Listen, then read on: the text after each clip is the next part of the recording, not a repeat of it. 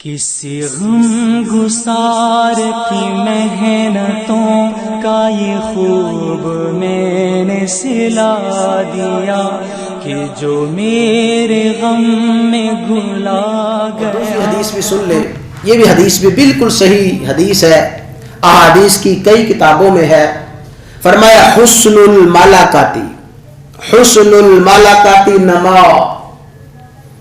اس حدیث کو ہر بھائی اپنے ذہن میں بٹھا کے جائے، اس ذہن کو، اس حدیث مبارکہ کو ایسے دل و دماغ میں بٹھا لیں اس نیت کے ساتھ کہ انشاءاللہ اس حدیث پہ ہم ضرور عمل کریں گے. حسن الملاکاتی نما وسوء الخلق شؤم او کما قال النبی صلی اللہ علیہ وسلم. فرمایا جو شخص اپنے ماتحتوں کے ساتھ حسن سلوک کرتا ہے، ماتحتوں کے ساتھ حسن سلوک کرنے سے نما، وہ بڑھوتری ہی بڑھوتری ہے، اضافہ ہی اضافہ ہے، وہ ترقی ہی ترقی ہے.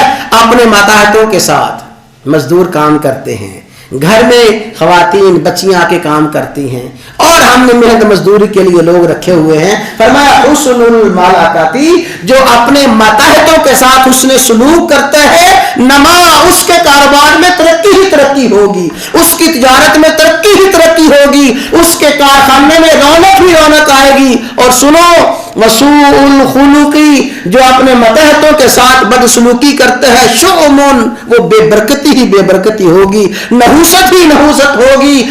بات بات پہ مزدور کی ماں بہن ایک کر دیتا ہے، بات بات پہ عورت کو، بچیوں کو گالیاں نکال دیتا ہے، اور گھر کی ملکہ اور گھر کی مالکن بےزتی کر دیتی ہے. فرمایا سوء الخلق شؤمن، اپنے ماتحتوں کے ساتھ بدسلوکی کرنے والا اس کے مال میں کبھی ترقی نہیں آ سکتی.